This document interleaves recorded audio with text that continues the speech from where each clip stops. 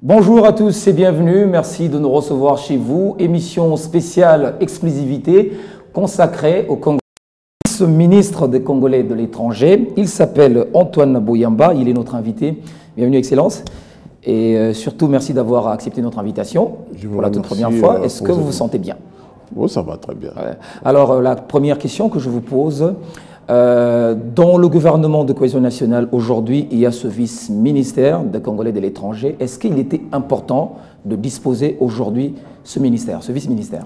Oui, mais comme vous avez bien suivi le chef de l'État en nommant donc l'ordonnance créant ce gouvernement, a dit que ce gouvernement est l'émanation de concertation nationale.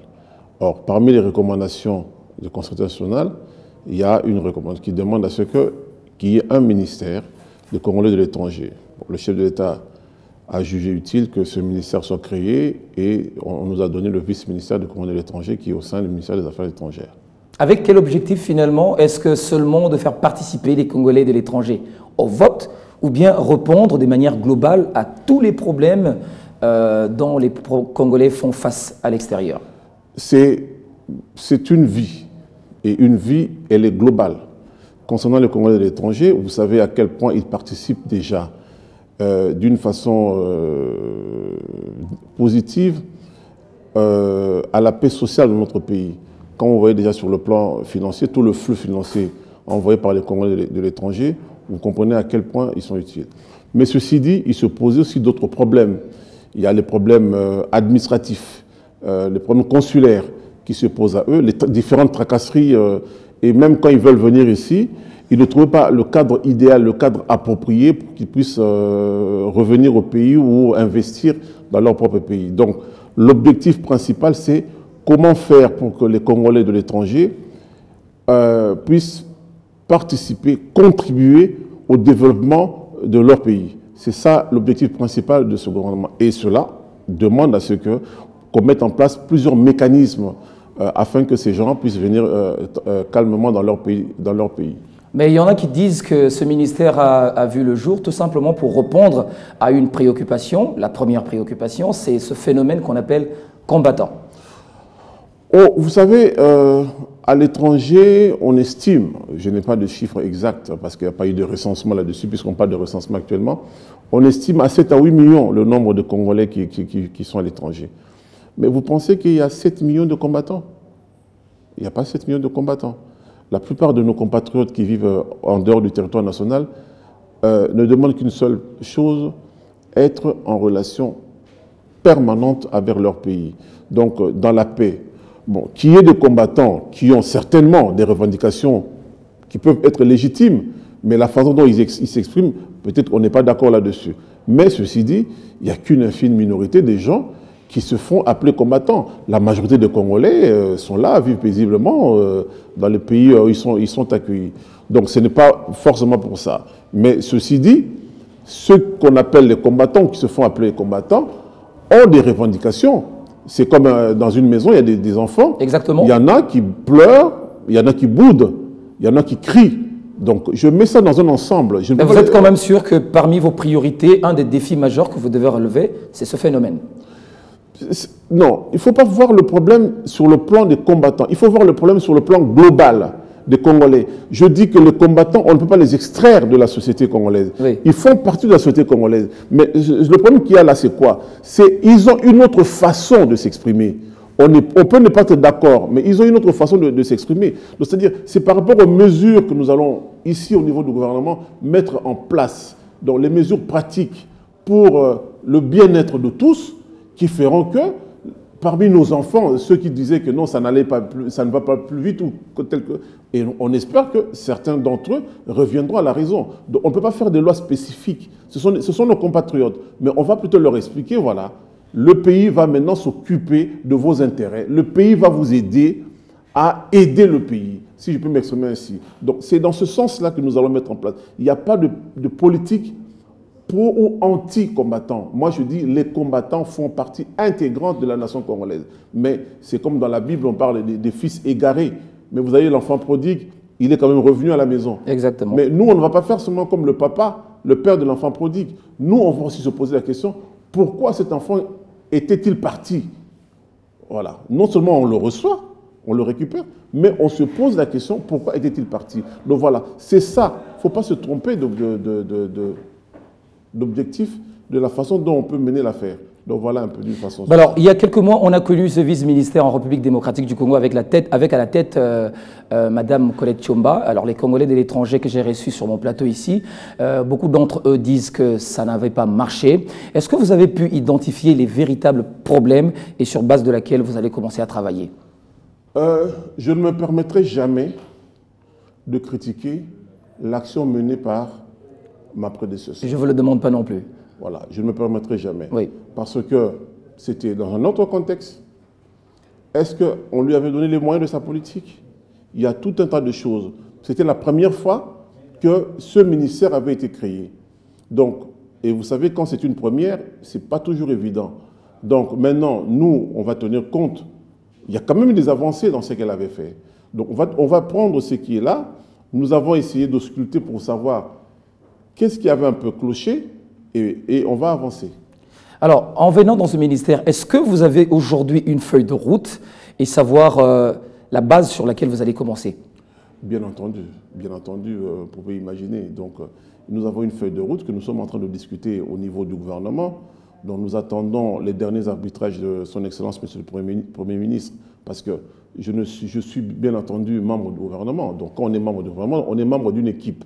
Donc, le plan, on a un cahier de mission qui nous a été demandé par le Premier ministre, donc nous avons déposé. Nous attendons maintenant ces arbitrages avant de commencer à nous prononcer publiquement. Mais du moins, au vu de l'urgence de la situation, puisque nous allons vers les élections, je pense que le gouvernement Matata a déjà obtenu en moins d'un mois, ce que l'on appelle le gouvernement Matata 2, a obtenu en moins d'un mois à ce que dans le projet de loi qui est actuellement en discussion au Parlement, en lecture actuellement au niveau du Sénat, déjà une recommandation des concertations, je pense que c'est la recommandation numéro 2, c'est le droit de vote des Congolais qui vivent à l'extérieur du territoire. Mais là-dedans, avant c'était un Congolais qui habitait en Centrafrique, en Uruguay, en France, en Chine ou peu importe, ne pouvait voter que s'il revenait ici, le territoire national. Ce qui n'est pas aujourd'hui le cas. Non. Avant. Avant. Oui. Bon, la loi n'est pas encore adoptée, donc est encore en discussion. Mais nous avons espoir que la loi sera adoptée. Donc, une fois que la loi sera adoptée, les Congolais, où qu'ils se trouvent à travers le monde, ont le droit d'aller voter. Non seulement ils deviennent électeurs, mais ils deviennent aussi éligibles. Donc, on va voir avec la Commission électorale nationale indépendante pour voir comment est-ce qu'on peut faire pour qu'on puisse avoir des circonscriptions à l'extérieur, pour voir, voilà, les Congolais députés, les Congolais de l'étranger, sénateurs représentant les Congolais de l'étranger. Mais ceci passe par cette loi qui est actuellement en discussion, et aussi, il faut que ces gens-là soient identifiés. Combien sont-ils? Exactement. On va scruter évidemment cette loi, puisque vous êtes aujourd'hui, je dirais, porte-parole des Congolais de l'étranger. Quel regard critique portez-vous sur l'ensemble, de façon globale, sur cette loi électorale, puisqu'on vous suit à l'étranger également? Oui, concernant d'abord les Congolais de l'étranger, donc je reste là-dessus, hein, oui. Parce que c'est ma mission. Les Congolais de l'étranger, aujourd'hui, le gouvernement a adopté le 5 janvier au Conseil des ministres le projet de loi qui a été déposé par le gouvernement au Parlement pour que les Congolais de l'étranger aient droit au vote. Et pour avoir droit au vote, il y a quand même des conditions. Il y a quand même des conditions que tout pays, on demande dans tous les pays. Donc voilà, parmi ces conditions, c'est avoir la carte nationale d'identité et avoir la carte consulaire. Bon, la carte nationale d'identité, même ici à l'intérieur du pays, on n'en a pas encore. Il y a la carte consulaire. Bon, jusque-là, il y a un peu un petit cafouillage parce qu'on a remarqué que dans chacune de nos ambassades, il y a une carte consulaire différente. Mais nous allons faire en sorte, à travers notre ministère donc des Affaires étrangères, Congolais d'étrangers, et aussi en relation avec le ministère de l'Intérieur, pour mettre en place une carte consulaire unique, hein, biométrique, pour que tous les Congolais qui vivent à l'étranger soient d'abord identifiés et puis puissent être enrôlés. Donc ceux qui veulent se faire enrôler vont se faire enrôler, et une fois qu'ils se font enrôler, et voilà, ils pourront voter, comme tous les citoyens, même ceux qui sont ici à l'intérieur du pays. Donc si je vous comprends bien, il est difficile à ce jour de connaître le chiffre exact des Congolais qui vivent à l'étranger. Ben, tant que, vous savez, on n'est que dans les estimations. C'est comme ici au pays. On ne sait pas exactement combien nous sommes. Hein. Il y en a qui parlent de 70 millions, il y en a qui parlent de 80 millions, peu importe. Mais pour qu'on y accède, pour qu'on y arrive, il faudrait quand même qu'il y ait une identification. Il faut qu'il y ait un recensement. Donc, il faut qu'il y ait un recensement. Il faut que les autorités administratives puissent savoir, concernant ceux qui sont à l'extérieur, les autorités consulaires puissent savoir combien sont-ils. Et une fois qu'on saura, ils sont autant, mais voilà, les gens seront identifiés, on saura, il y a autant. Si on doit définir les circonscriptions, il faut qu'on sache combien ils sont. On peut dire, voilà, moi ce que je sais, comme ça, d'une façon visuelle, il y a plus de Congolais dans les pays africains qu'en dehors du continent africain. Donc, surtout dans les pays, chez les 9 voisins, il y a plus de Congolais de l'étranger, au Congo-Brazzaville, en Angola, en Zambie, Tanzanie, Rwanda, Burundi, Soudan, Ouganda, Centrafrique, qu'en France, en Belgique, aux États-Unis. Donc voilà. Est-ce que si on ne les identifie pas, sur quelle base nous allons fixer les circonscriptions? On dira, ceux qui sont en Afrique auront droit à combien de députés? 2, 3. Ceux qui sont en Europe en auront combien? Donc voilà. Et ça, c'est en train d'être discuté au niveau... Peut-être que je vais un peu trop vite, mais je dis, selon la vision du gouvernement, nous allons maintenant dans ce sens-là. Il faudrait absolument que les gens soient identifiés, hein, soient recensés, c'est ça l'identification. Donc le travail que fera l'ONIP concerne aussi bien les Congolais qui sont ici que ceux qui sont à l'étranger. Mais oui, mais ce sont des Congolais. Il faut qu'ils soient reconnus, il faut qu'ils soient reconnus. Bien entendu, comme ils sont à l'extérieur, l'ONIP doit travailler avec nous, donc en concertation avec nous, donc avec les affaires étrangères, pour essayer de voir, parce que ce sont les affaires du point de vue extérieur qui ont ces attributions-là. Donc nous allons travailler de concert pour arriver à savoir combien sont-ils. Et combien sont-ils qui sont en âge de voter, parce qu'il ne suffit pas seulement d'être Congolais, mais il faut aussi être en âge de voter. Remplir les critères. Voilà, il y a des critères, remplir des critères fixés par la loi, mais voilà, c'est un peu ça. Alors, pour ceux qui sont à l'étranger et qui bénéficient aujourd'hui de la double nationalité, est-ce que cette identification concerne essentiellement, exclusivement, ceux qui ont gardé la nationalité ou ceux aussi qui ont la double nationalité? Là, il faudrait préciser. Voilà. Aussi. Dans un premier temps, c'est la loi, elle est là. Dans un premier temps, c'est ceux qui ont la nationalité congolaise, ceux qui ont gardé la nationalité d'origine, dans un premier temps. Mais la vie étant dynamique, je pense, puisque ce gouvernement a été créé pour appliquer les résolutions des concertations nationales, il y a une des recommandations des concertations nationales qui parle de l'irrévocabilité de la nationalité congolaise d'origine. Vous ne pouvez pas enlever à quelqu'un ses origines. C'est comme l'ADN. On ne peut pas enlever à quelqu'un ses origines. Mais nous allons y arriver par étapes, parce qu'il y a des raisons sécuritaires pour le pays. Donc, il y a plein de mécanismes qu'on doit mettre en place pour ça. Donc, nous allons par étapes y arriver. Mais dans un premier temps, je ne veux pas commencer à dévoiler d'abord ce qu'on veut faire, oui. Mais nous allons d'abord commencer par aussi demander, à travers nos ambassades, mettre en place un mécanisme pour que les Congolais d'origine ayant acquis d'autres nationalités, quand ils veulent, parce qu'ils contribuent beaucoup, quand ils veulent revenir ici au pays, qu'ils aient moins de tracasseries. Est-ce que la gratuité du visa, est-ce que nous ne pourrons pas leur donner une sorte de carte consulaire de catégorie B, par exemple, qui fait office de visa?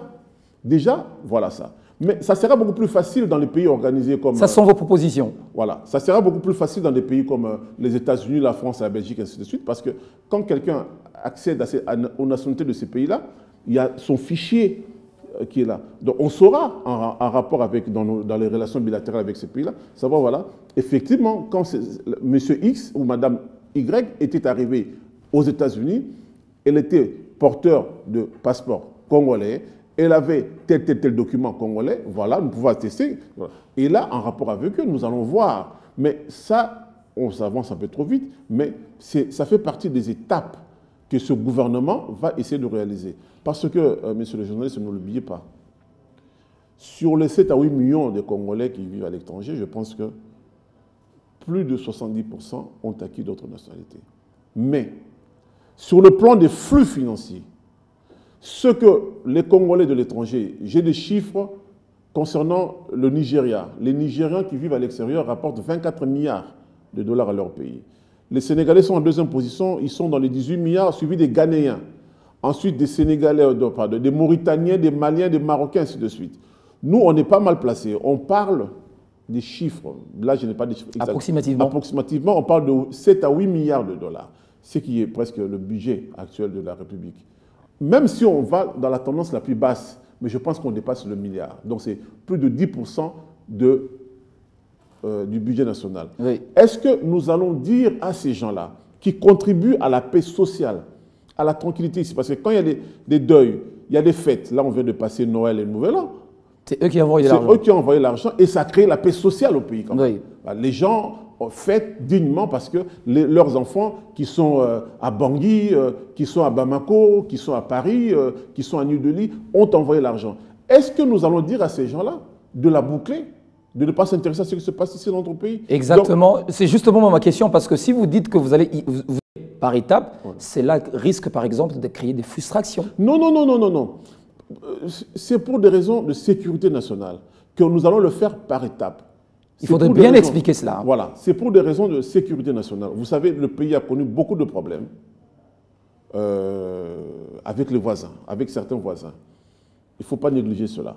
Donc, nous allons y arriver par étapes. Nous allons d'abord bien identifier les choses, tous les problèmes. Ce n'est pas une affaire qui concerne uniquement le vice-ministère des Congolais de l'étranger, qui concerne tout le pays, au-delà du gouvernement. Donc, c'est-à-dire qui concerne d'ailleurs tous les citoyens congolais. Donc, nous devons travailler là-dessus pour voir comment les mécanismes que nous devons mettre en place. Je vous ai donné l'exemple, ça sera plus facile de voir avec les États-Unis d'Amérique, avec la Belgique, avec l'Irlande, ainsi de suite, comment ceux qui ont... voilà, à l'origine, ils étaient comment? Étaient-ils vraiment des Congolais? Parce qu'il ne faudrait pas qu'on se trompe, que n'importe qui vienne, oui, aujourd'hui, j'ai le passeport sud-africain, mais je suis Congolais d'origine. Mais il faut aussi qu'il y ait un travail de fond qui soit fait pour que, quand on mettra ça en pratique, qu'il n'y ait, pas du tout de contestation, mais peu de contestation possible. Donc voilà, c'est pour la sécurité de notre pays. Raison pour laquelle je dis, nous allons y arriver, mais ça demande un travail d'ensemble. Voilà. Alors c'est un travail vraiment difficile, un travail vraiment délicat. Lorsqu'il faut recenser, identifier les Congolais à travers le pays, c'est grand. Mais maintenant, l'identification au niveau international des Congolais partout, d'ailleurs, en République démocratique du Congo, partout ailleurs dans le monde, quels sont les mécanismes qui seront mis en place aux États-Unis, en France, tout ça, pour les recevoir, tout ça? Nous avons déjà nos ambassades. Nous avons des ambassades, nous avons des consulats. Bon, certes, pour des raisons... Parce qu'il se pose également un problème de communication entre... Oui, pour des raisons financières. Pendant beaucoup d'années, je pense que le gouvernement, depuis que le Premier ministre Matata est là en fonction, il a pu régler le problème de nos diplomates. Donc il se posait un problème de la qualité des diplomates et aussi des moyens mis à leur disposition. Donc le pays sortant de ces longues guerres qui ont vraiment trop rogné le budget national, avait d'abord d'autres priorités, telles qu'ici au pays, les routes, les infrastructures, les écoles, les hôpitaux, et ainsi de suite. Maintenant, vu l'urgence de la situation, au niveau du gouvernement, au niveau des affaires étrangères, nous allons travailler à ce qu'on puisse avoir des consulats. Imaginez un pays vaste comme les États-Unis, qui est 4 fois plus grand que la RDC. Nous n'avons que l'ambassade à Washington et aussi une représentation à New York. D'où la délicatesse de la démarche. Voilà, exactement. Imaginez les gens qui sont à 9000 km de Washington, c'est-à-dire à Los Angeles. Ils doivent se déplacer. Ou à San Francisco. Oui. Ils doivent se déplacer. Bon, on va voir au niveau du gouvernement quel mécanisme. Il y a ce qu'on appelle les consuls honoraires. On va mettre les moyens à leur disposition pour qu'ils puissent faire des captures, pour qu'ils puissent identifier nos compatriotes. Donc, sur ce plan-là, il y a des mécanismes qui seront mis en place le plus rapidement possible. Un pays vaste comme l'Australie, où on nous dit aujourd'hui qu'il y a une forte diaspora congolaise qui s'installe en Australie. Nous n'avons pas d'ambassade en Australie. Exactement. Exactement. Mais il y a aussi des rapports aussi, qui se font entre certains pays où nous pouvons déléguer une partie, mais ça c'est à discuter, hein. Nous pouvons déléguer une partie à des consuls honoraires pour voir dans quelle mesure on pourra nommer des consuls honoraires et nos compatriotes iront dans ces lieux précis pour se faire identifier pour savoir exactement ce dont ils ont besoin. En conclusion, Monsieur le ministre, qu'est-ce que les Congolais de l'étranger peuvent retenir en conclusion de cette loi électorale?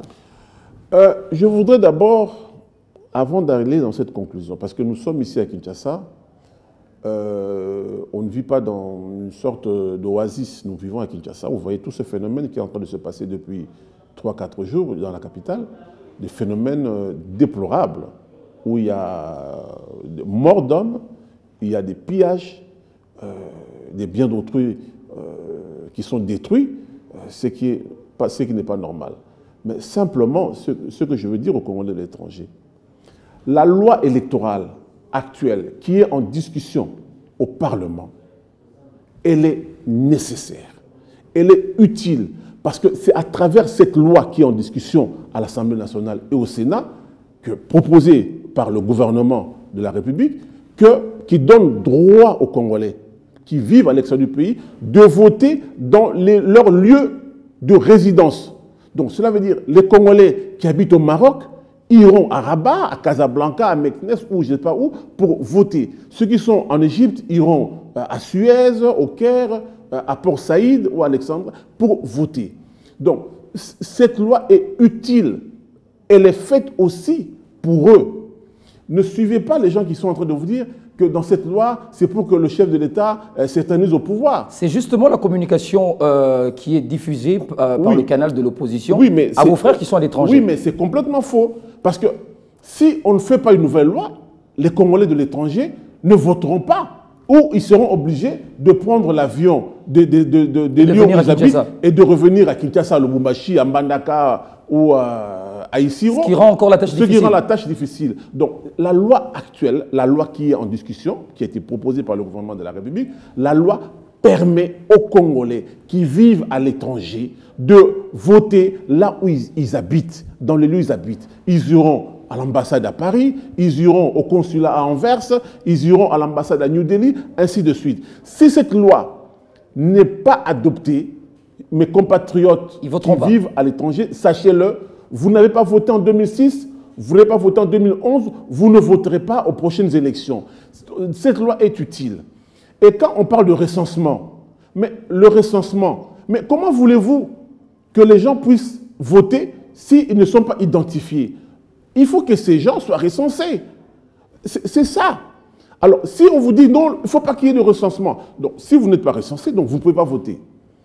Donc, alors, les gens profitent de là, certains de nos compatriotes qui sont dans l'opposition, pour lancer des discours qui ne tiennent pas la route. Pourquoi je dis ça?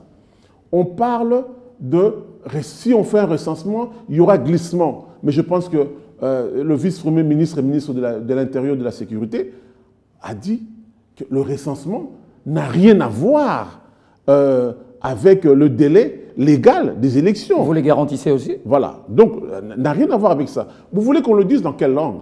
Donc, je peux le dire en lingala, la langue, une des langues que je maîtrise le plus.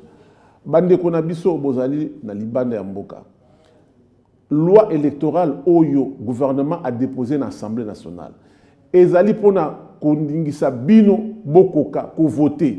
Esika bovandi na Ottawa, na Montréal, na Québec, na Paris, na Marseille, na Brazzaville, na Lusaka, na Windhoek, bisika ndenge na ndenge esika bovandi boko ko voter. Mais pour boko ko voter, il faut bayeba banani bazali, banani balingi okene ko voter. Et ko pesa bino nzela ya kopona président de la République, et ko pesa bino nzela ya kopona ba député, et que peut sabino nzela bino bongo pe bozala ba candidat président de la République, ba candidat député. Ils peuvent eux-mêmes participer. Mais oui, ils peuvent eux-mêmes participer. Donc ezali te pona koloba ke mokonzi ya mboka actuel aza ko sala yango pona atika libela. Ce qui mokonzi ya mboka actuel aza na posa atika libela, ce n'est pas par la loi électorale, c'est par la Constitution. C'est l'article 220 de la Constitution qui n'a jamais été touché. Donc c'est de l'intox. Donc c'est un procès, peut-être ça c'est vos mots, intox, mais je dis ce sont des procès d'intention. Imaginez, monsieur le journaliste, donnez-moi encore quelques secondes. Allez-y. En 2011,